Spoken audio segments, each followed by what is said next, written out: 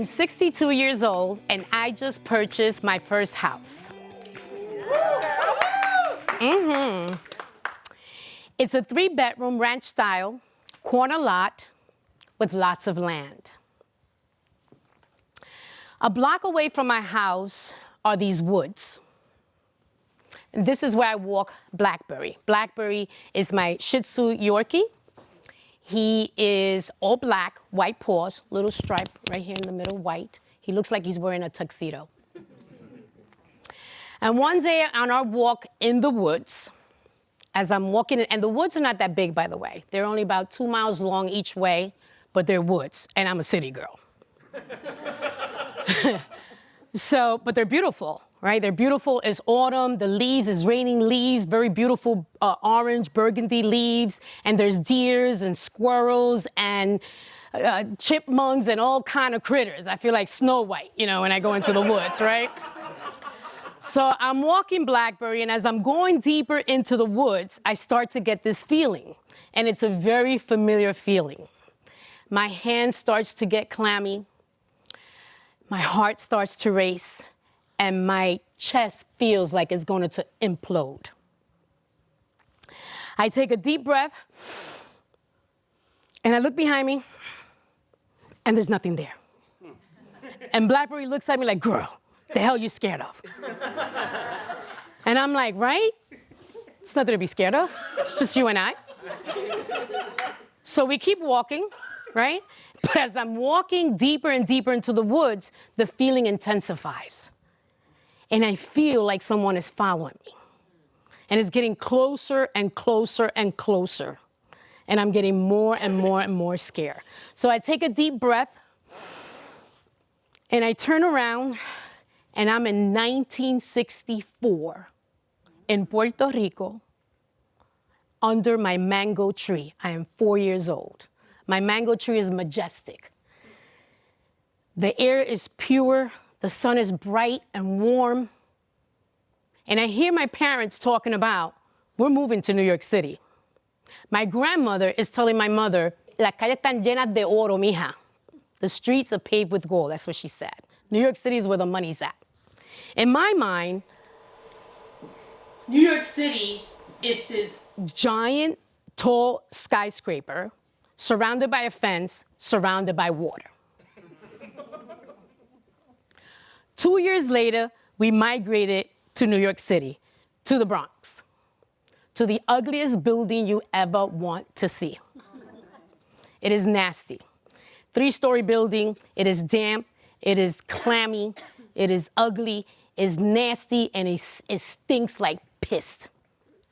The sidewalks of New York City are made with glass and sand. So when the sun hits it, it glistens. And I thought, eureka, I found the gold. So I run upstairs to my house, to the apartment. I get a hammer and a screwdriver, I go back downstairs, and I'm chiseling away at the sidewalk. I gathered what I could, I ran back upstairs, and I told my mother, Mama, encontré el oro, vámonos. So she looks at me perplexed, and simultaneously there's a knock on the door. It's a Super Tony. It's a tall, white, angry man. And he says to my mother, look what your daughter did to the sidewalk. My mother looked out the window, came back, and she beat me like I stole something. I was terrified for 2 reasons. 1, my mother has never hit me before. And 2, I knew we weren't going back to Puerto Rico. I'm 8 years old, and my parents would send me over on the weekends to my uncle's house, my crazy, crooked eye, Tío Berto, to help his wife with their 3 children. I had 2 little girls and 1 little boy, 3, 2, and a baby. And I loved going there. I loved going to my aunt's house to take care of the kids, because I love kids. Who doesn't love kids? I know I do. Problem is that Tío Berto would drink every single weekend. And he found it fitting to go into the room where I'm sleeping at, and he would molest me. I close my eyes, and I take a deep breath, and I say, who would believe me? Who can I tell?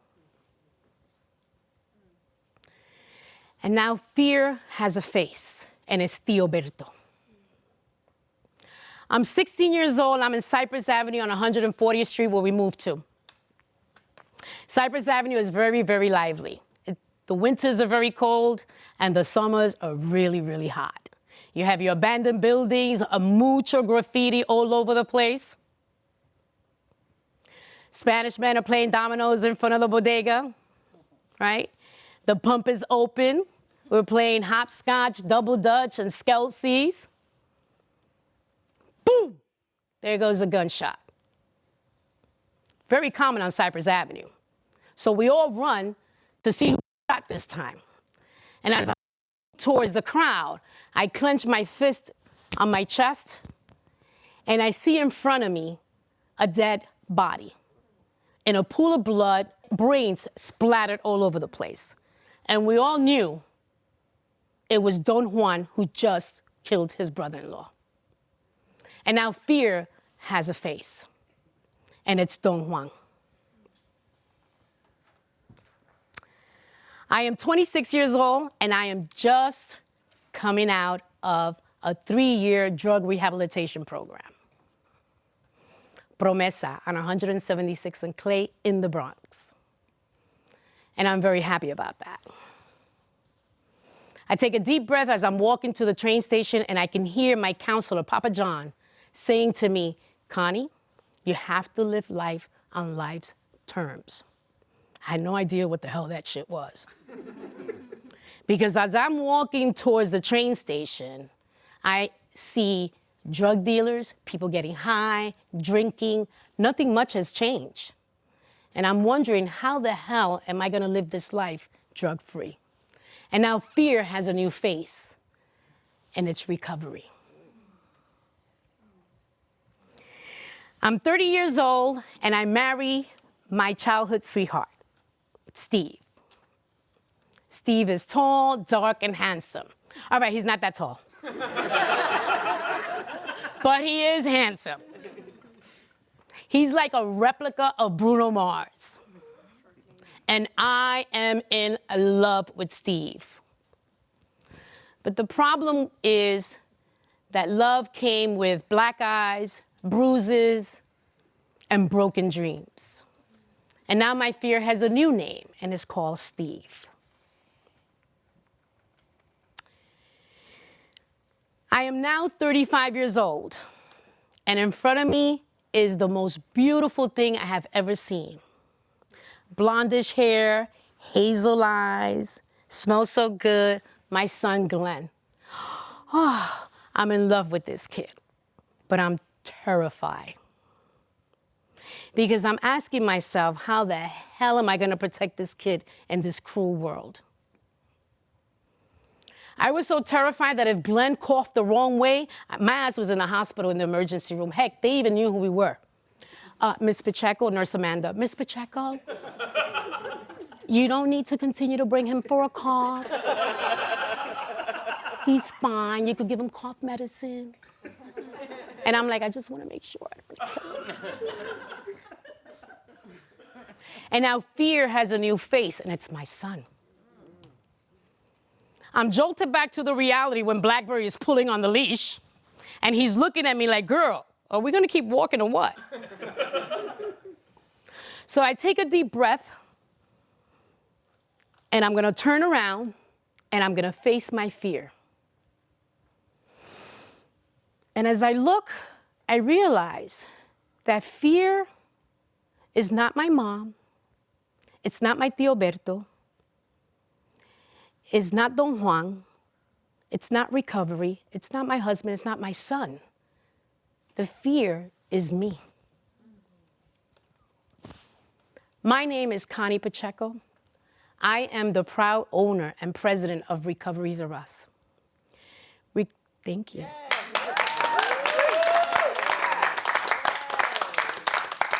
Recoveries Are Us is a vocational training program here in New York City for individuals who are interested in becoming substance abuse counselors in the state of New York. And I am loving it. I am a success. My business is booming. I have a house. I am living the vida loca, and I am terrified. But here's the thing. I'm not new to this, right? I've been through some shit, right? And each and every single time that I encounter fear, I have faced it, I have embraced it, I have accepted it, and then I recycled it. I recycled it into achievements, I recycled it into accomplishments, I recycled it into strength and power. And I invite you to do the same. Whenever you are in the midst of fear, whenever you are in the face of fear, do the same. You face it, you embrace it, you accept it, and you recycle it. And as I'm walking out of those woods with Blackberry, and I'm going back home, I'm putting the key in my door, and I'm stepping inside. And I turn around, because I know fear is following me. And I say, fuck you, fear. Bring it on.